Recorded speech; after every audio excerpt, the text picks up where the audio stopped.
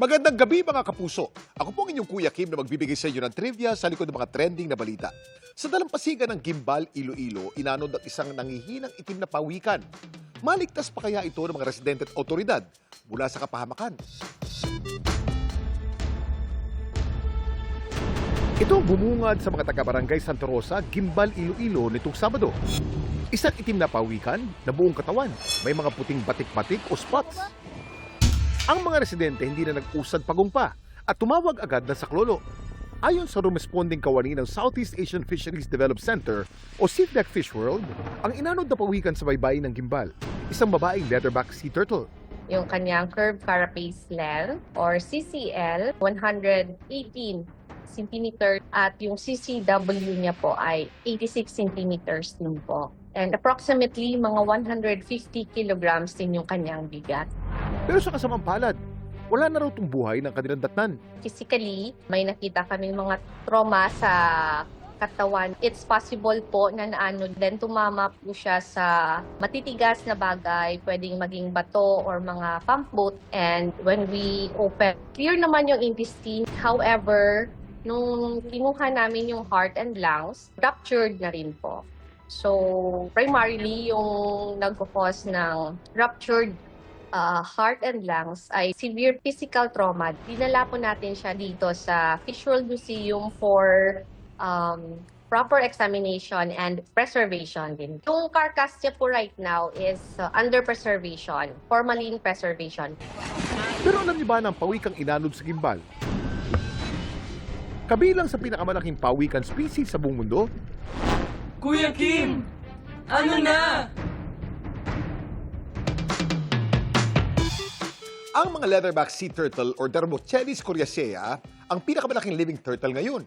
Maaari sila umabot na hanggang 2 metro at tumimbang na hanggang 700 kilos o higit pa. Kaya leatherback ang tawag sa mga ito dahil hindi gaya ng ibang mga pawikan, hindi matigas ang kanilang carapace o shell. Ito'y parang makapal at leathery na balat. Sila rin ay mahuhusay lumangoy. Kaya nilang maglakbay ng libu-libong kilometro tuwing migration season. At dahil sa espesyal na sistema sa kanilang katawan, nakakarating sila kahit sa malamig na bahagi ng karagatan. Bihira ito sa ibang klase ng reptile. Pero mga pawikang ito, vulnerable o nanganganib na rin maubos dahil sa polusyon, iligal na panguhuli at pagkasira ng kanilang mga nesting sites. Samantala, para malaman ang trivia sa likod ng viral na balita, i-post o i-comment lang, #Kuya Kim. Ano na? Laging tandaan, kimportante ang may alam. Ako po si Kuya Kim at sagot ko kayo, 24 oras. Biyaheng Czech Republic si Justice Secretary Frederick Vida para asikasuhin ang pagpapauwi kay dating Congressman Zaldico. Ayon kay Vida, makikipag-usap sila sa mga otoridad doon para agad sanang mapabalik sa Pilipinas si Ko. Makakasama niya patungong Czech Republic si Chief State Counsel Dennis Chan. Wala pang maibigay na detalye si Vida kung sino ang makakausap nila roon. Hindi rin tiyak kung papayagan silang makita o mabisita si Ko sa detention cell sa Czech Republic. I don't have the details yet, pero tomorrow I'll be flying out. Sinong unit nyo? Wala pa. Wala pa. Where the details will come along.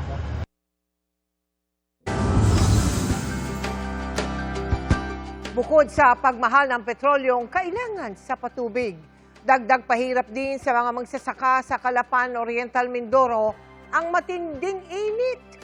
Bilang suporta sa mga magsasaka, hatid natin ang food packs para sa kanila.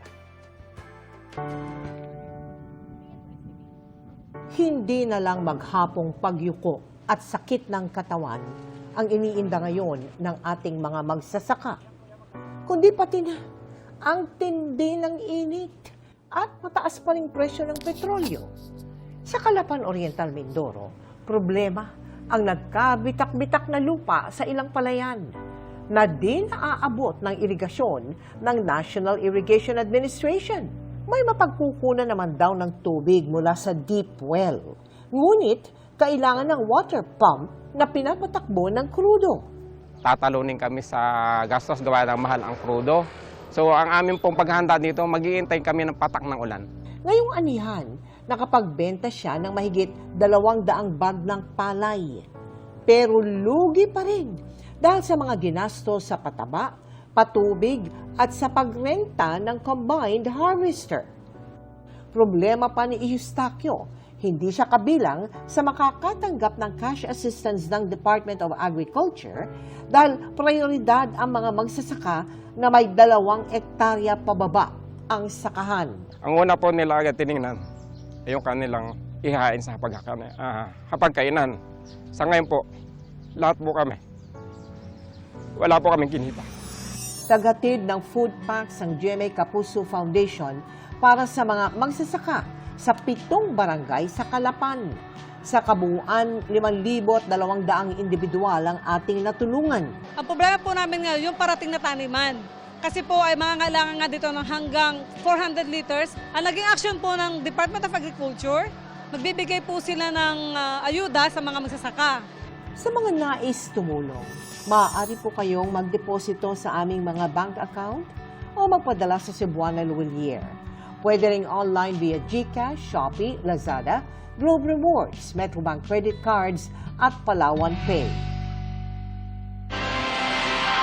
Mahigit 180 milyong piso ang tinanggap umano ng pamilya Duterte mula po sa isang umano'y drug lord. Ayon po yan sa isiniwalat ni dating Senador Antonio Trillanes sa House Justice Committee.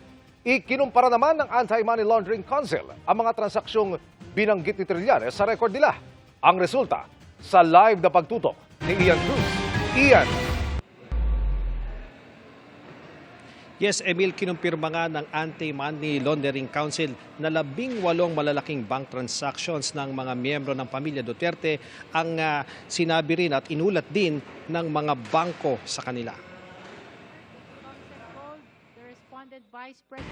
Sa pagharap ni dating Senador Antonio Trillanes IV sa House Justice Committee, kaugnay sa impeachment hearings laban kay Vice President Sara Duterte, inilahad ni Trillanes na mula 2003 hanggang 2016, nasa 2.4 billion pesos ang perang pumasok sa joint account ni VP Sara at amang si dating Pangulong Rodrigo Duterte. Magit 111 million pesos naman daw ang pumasok sa joint account ng Vice President at asawang si Attorney Manasseh Carpio hanggang noong April 2016. May total na 181 million pesos naman daw ang magkakahiwalay na bank account ng bise, mga kapatid na sina Paulo at Sebastian at ng tatay niya at partner nitong si Hanilet Avancenia at anak nilang si Kitty. Mula raw ito sa kilalang drug lord na si Samuel o Sammy Uy. Lumalabas na lahat ng ito ang mga sumusunod. Una, si Sara Duterte ay kasangkot sa korupsyon noong unang pumasok pa lang siya sa gobyerno. Pangalawa, si Sara Duterte ay may mga tagong yaman na nakuha niya sa mga iligal na paraan. Pangatlo, si Sara Duterte ay hindi nagdedeklara ng kanyang tunay na yaman sa kanyang salin. Pang-apat, sina Sara Duterte at ang mga malalapit na miyembro ng kanyang pamilya ay tumanggap ng daang-daang milyon na pera mula kay Sammy Uy na isang kilalang drug lord. Matagal na itong sinasabi ni Trillanes. Kasama rin ito sa inihain ni Trillanes sa reklamo sa ombudsman. Itinanggi na noon pa ng mag-amang Duterte ang mga naturang bank account. Hindi raw totoo ang mga ikinakalat ni Trillanes. Para ma-check ang mga binanggit na bank transaction ni Trillanes na pumasok daw sa account ni Vice President Sara, random na pumili si Congresswoman Leila de Lima ng mga entry mula sa pahayag ni Trillanes at tinanong isa-isa sa AMLAC. Sa mga napiling transaksyon, sinabi ng AMLAC na may kahalintulad ito sa nakita nilang transactions. Pareho raw ang petsa ng transaksyon at halaga, pero hindi masabi ng AMLAC kung iisa ang transaksyon na tinutukoy. We confirm that for all the dates and amounts mentioned, there are similar transactions existing in the AMLC report. So Based on for our the report record, 18 out of 18 transactions randomly selected from the annexes of Sinumpang Salaysay of Honorable Trillanes were confirmed by the AMLC, at least to the extent that similar transactions appear in their report. That is for the record. Emil, patuloy pa rin nating sinisikat na makuha ang panig ni Vice President Sara Duterte at ng kanyang pamilya ukol nga sa sinabi ng dating senador, pati na yung ginawang kumpirmasyon ng AMLAC sa ilan nilang bank transactions. Yan ang latest mula dito sa Batasang Pambansa. Balik sa iyo, Emil. Maraming salamat, Ian Cruz. Kabilang naman ang reklamong impeachment laban kay Vice President Sara Duterte sa ipinurotesta ng mga Duterte supporters sa Korte Suprema.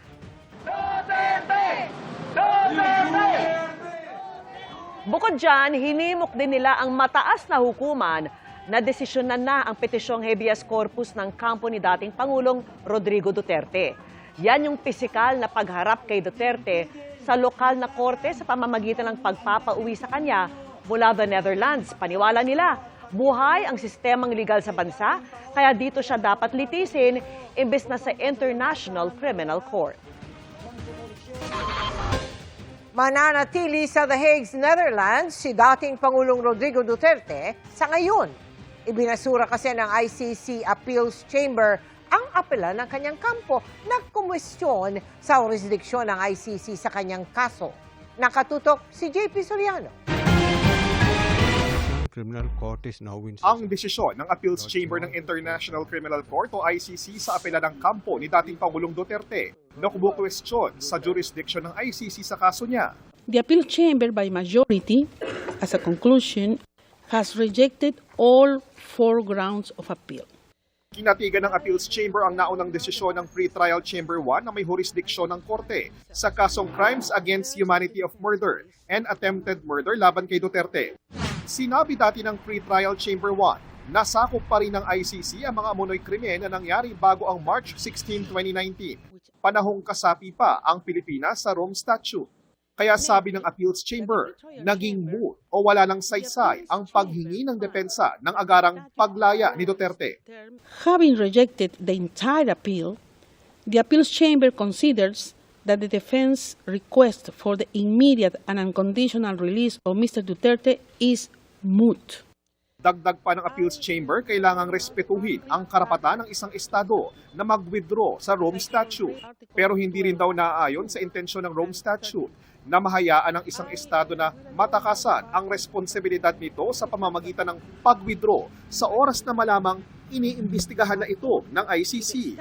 The appeals chamber observes that the provisions referred to must also be interpreted in line with the object and purpose of the statute, which is to put an end to impunity for the perpetrators of the most serious crimes of concern to the international community as a whole.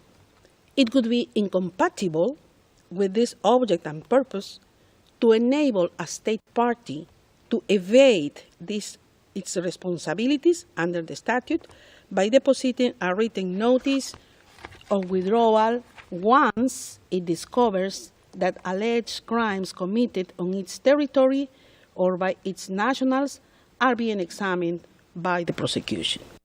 Wala sa pagdinig ang dating Pangulo matapos siyang mag-wave ng kanyang pagdalo. Bago ang pagdinig, nakausap ng media ang anak ni Duterte na si Kitty na bumisita sa ama sa detention facility sa The Hague, the Netherlands. Mensahe daw ng ama sa mga nangangamusta sa kanya. They ask how I'm doing, tell them Invictus. Ang salitang Invictus, isang salitang Latin na ang ibig sabihin ay di matitinag o hindi magpapatalo. Ang pag-reject ng Appeals Chamber sa appeal ni Duterte, wala nang balakid sa hinihintay na desisyon ng Pre-Trial Chamber 1 kung itutuloy sa paglilitis ang mga akusasyon laban kay Duterte. Meron hanggang April 28 para magpasya tungkol sa confirmation of charges laban sa dating Pangulo. There is the confirmation decision, and that has to be delivered by the 28th of this month. Okay. If the confirmation decision goes against the defense, then we're in for a trial. And that trial will probably start maybe at the beginning of 2027. The hearing is adjourned. JP Soriano, nakatutok 24 oras. From one family food host to another, inaabangan na sa pinakamasayang family game show sa buong mundo, ang kauna-unahang pag-uusap ni Dingdong Dantes at Steve Harvey. Makichika kay Nelson Canlas. Panibagong achievement unlock para kay Kapuso host Dingdong Dantes nang sa isang taping ng kanyang show na Family Feud. Nakausap niya ang Hollywood superstar at counterpart niya as Family Feud host sa Amerika na si Steve Harvey. Hindi raw niya inaasahan ang video call na ito. Oh my God, di ako makapaniwala. Dati kasi binati niya yung programang Family Feud nung nag-uumpisa. Pero now on its 4th year, sobrang saya namin dito sa buong Family Feud na talagang nag-video call kami. So nag-usap kami. So nakakatuwa talaga. I want to congratulate Family Feud Philippines. Pero ang tumatak sa kanya, ang paghangang natanggap niya mula kay Steve para sa paboritong game show ng bayan sa Pilipinas. Nakakataba raw ng puso kapag may mga ganito siyang naririnig na patotoo sa mga effort na ibinibigay nila sa Family Feud. Binanggit din niya na talagang napapansin din nila yung Family Feud Philippines. That is definitely because of yung mga contestants natin, yung kung gaano kakwela yung mga sumasali, yung mga mismong katanong, di ba? Kung sino yung formulation ng questions, talagang Pinoy na Pinoy. Isa lang ang usapan ni Dingdong at Steve sa maraming sorpresa ng Family Feud Philippines sa kanilang 4th anniversary. The most watched game show in the entire Philippines. Abangan ang milestone video call na ito sa Biyernes, 5:30 p.m. bago mag 24 oras dito sa GMA. Nelson Canlas, updated sa Showbiz Happenings. Update po tayo sa impeachment proceedings laban kay Vice President Sara Duterte. Hindi po binuksan ang isang kahong naglalaman umano ng tax record ng bise. At nakatutok live si Rafi Tima. Rafi! Vicky, ang Bureau of Internal Revenue ang huling sumalang sa hearing ngayong araw. Dala nila ang isang kahon na naglalaman nga ng sinasabing tax records ni Vice President Sara Duterte at asawa niyang si Attorney Manasseh Scarpio. Pero sa huli ay hindi naipresenta ni BIR Commissioner Attorney Charlito Mendoza ang nasabing mga dokumento. Base raw kasi sa batas, bawal ang pagsasapubliko ng anumang tax records ng isang individual maliban na lamang kung hilingin ito ng Kongreso in aid of legislation at kung bubusisiin ito sa isang executive session. Sa isang punto, tinanong ng chair ng komite kung maging ang mga senador ay pwede itong buksan sakaling umabot sa Senado ang kaso. Tugon ng BIR, hindi. Matapos malinawan ng BIR na hindi in aid of legislation ang isang impeachment hearing, nagbanta pa ang ahensya na babawiin na lang nila ang mga dokumento. Sa huli, nagbotohan ng mga miyembro ng komite na ipagpaliban na lang muna ang issue ng dokumento mula sa BIR pero may iwan sa Kamara ang kahon na nakaselyo pa rin at pinirmahan ng BIR Commissioner para matiyak na mananatili itong sarado. Pag-uusapan na lang daw nila ito sa mga susunod na pagdinig. Narito ang bahagi ng diskusyon sa pagdinig kanina. An impeachment proceeding or an impeachment trial is not one of the exceptions. So even the senators cannot open this box? If we go by the provisions of the law, Madam Chair, then there is no basis as well for the disclosure. And therefore, what we will do, Madam Chair, is to withdraw our submission.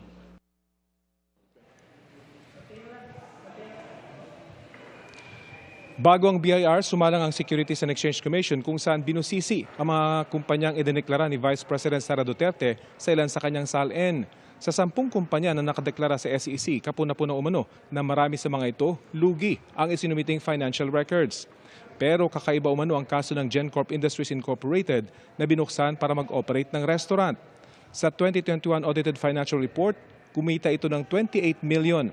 At sa mga sumunod na taon, umakyat sa 300 hanggang 394 million ang kita nito. Pero ang idineklarang tubo, umabot lang mula 1.8 hanggang 3.3 million pesos.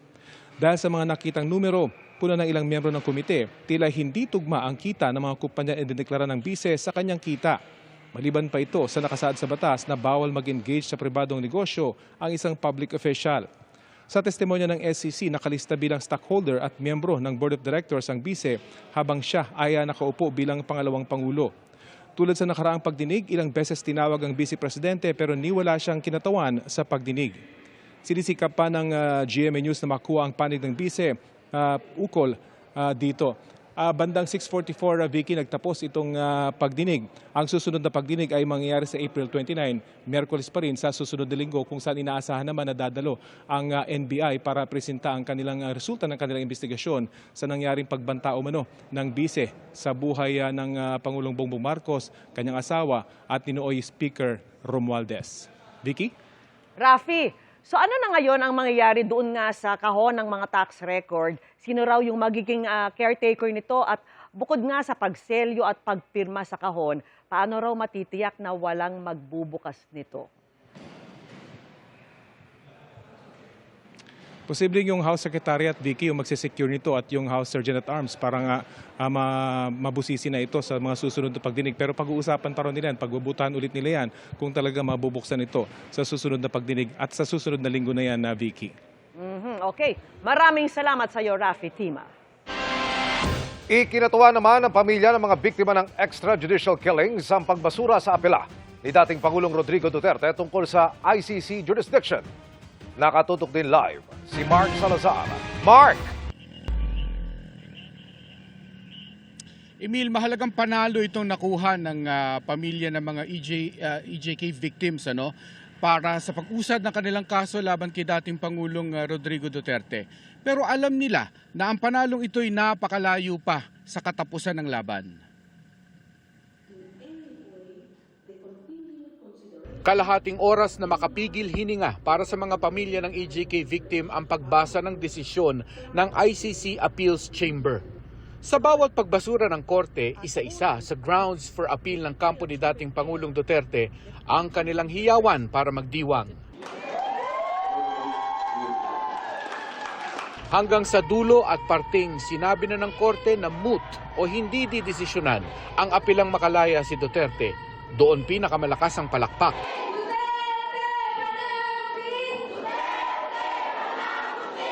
Kasama ng mga pamilya ng EJK victims ang mga abogadong tumutulong sa kaso at sila ring nagpaliwanag ng kahulugan ng desisyon at ang susunod na kabanata. Ngayon alam na natin, pwede na tayong magsaya at mag-celebrate. Ang susunod na challenge sa atin, pagpapatala, pagpapa-admit ng mga biktima para marinig sa trial. May ilan po na mga natanggap na, 539 victims. Pero ang dinig ko libo-libo daw ang biktima. Malinaw daw sa kanila na pwedeng hindi nila makuha ang hustisya kung alin sa dalawa.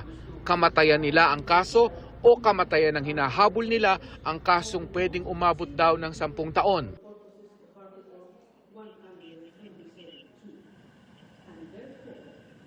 Isa pang inaabangan ng mga pamilya ng EJK victims sa ICC ay yun namang confirmation of charges para tumuloy na ito sa trial proper.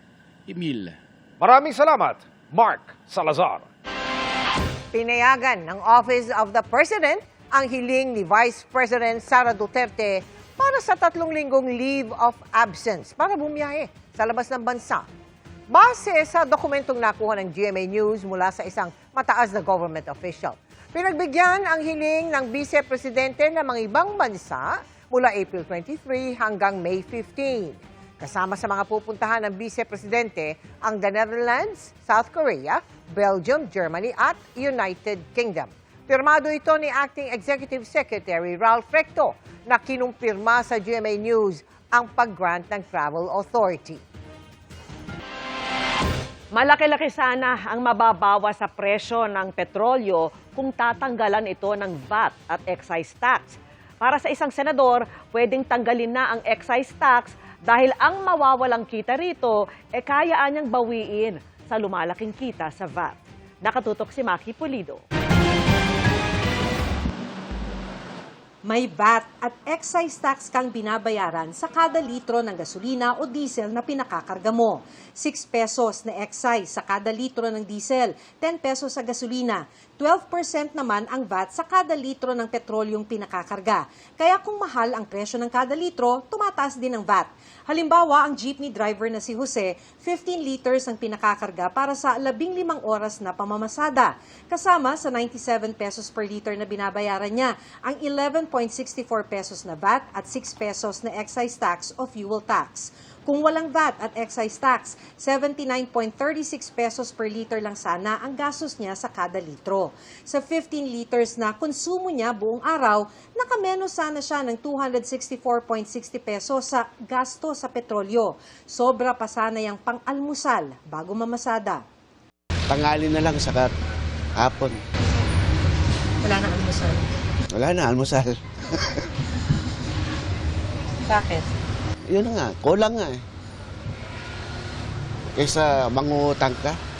Kaya mga transport group tulad ng Piston, hinihinging tanggalin ang VAT at excise tax. Hindi lamang ang chopper yung makikinabang na kundi yung mamamayan. Dahil makakabawas ito doon sa pagbaba ng mga bilihit bayarin. Excise tax lang sa diesel ang gustong ipatanggal ni Senator Win Gatchalian dahil nagmamahal ang pagkain at ibang bilihin kung mahal ang gasto sa delivery nito at mga raw materials. Pagdi-deliver ng gulay, galing Benguet. Pagdi-deliver ng mga poultry, baboy, meat products, lahat diesel.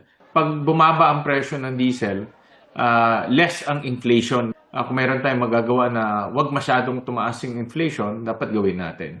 Bagaman 8 billion pesos anyang mawawalang kita ng gobyerno kung alisin ang excise tax, mababawi ito ng VAT. Kung nagmamahal kasi ang petrolyo, lumalaki rin ang 12% na ipinapatong sa presyo nito. Katunayan, 18 to 19 billion pesos ang dagdag koleksyon sa VAT mula nang sumirit ang presyo ng petrolyo dahil sa gulo sa Middle East.